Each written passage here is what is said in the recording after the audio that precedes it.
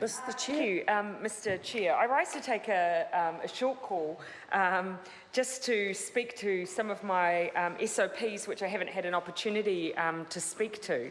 And the first, though, before I do that, I do want to refer to a supplementary order paper that there was some discussion over during the last period we were able to debate the Judicature Modernisation Bill, and that was SOP number 62, which on the face of it seems rather simple. It simply states that the amendment would reinsert clause 3, and I say reinsert because although it was never in the Judicature Modernisation Bill, it was in the Supreme Court Act 2003, which is being modified by this omnibus bill, and it reinserts what is called the rule of law clause.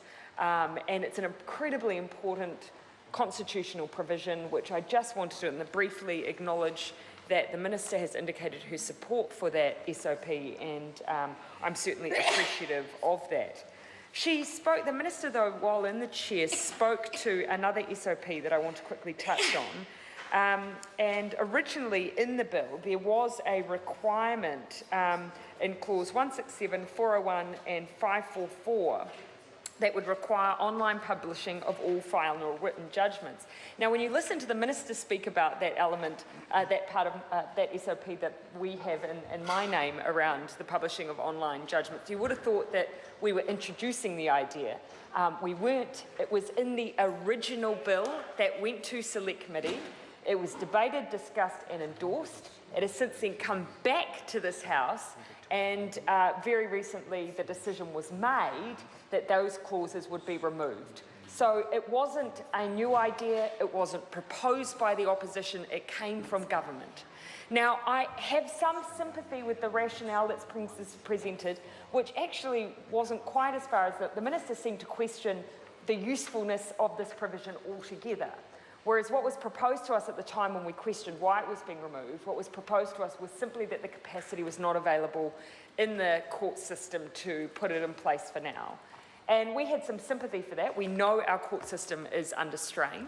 So our suggestion via an amendment to the Minister's SOP, which simply deletes the clause altogether, was let's put a time period. Let's give an extra, at least a year, to make sure we have the capacity to make sure judgments are transcribed and available online.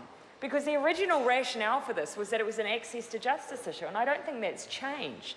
And I have to say that I have had individuals come and see me in my office where actually all they have, 2 cases in fact, where all they have sought is access to a judgment that they were involved in, that they haven't been able to access in a transparent way. So I do think that there is call for this for those issues that are not seen as major before our courts and might simply be low level within our district courts. So look, whilst we have sympathy for the argument that capacity issues exist, we think that our SOP was a neat, concise way to get around that issue. One of the other SOPs I want to speak to briefly was the Minister's SOP, which amended the use of AVL. So in the original bill, there was a presumption that AVL would be used basically in all non-substantive proceedings. Now, I want to thank the Minister for putting in place an SOP that actually removes that presumption when it comes to sentencing. I think having watched AVL in action, you can watch an offender sit in a court process and be completely disengaged from everything. It's a very distant way to deal with someone who is directly affected by what's happening in the courtroom. So the idea that sentencing would happen under those circumstances does not sit well with me. So look, I support what the Minister has said to add a little bit more flexibility there for the judiciary in the way that is managed. Finally, in the last 30 seconds that I have remaining, Mr. Chair, we have an SOP that removes the presumption that as you hit a certain age as a member of the judiciary, then immediately you're required to leave the bench. Look, if there is an issue with performance, let's deal with an issue of performance. That is a separate issue to age.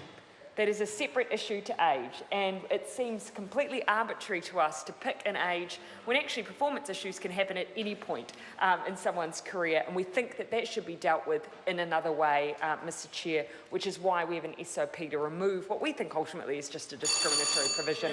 I'm going to call Dennis.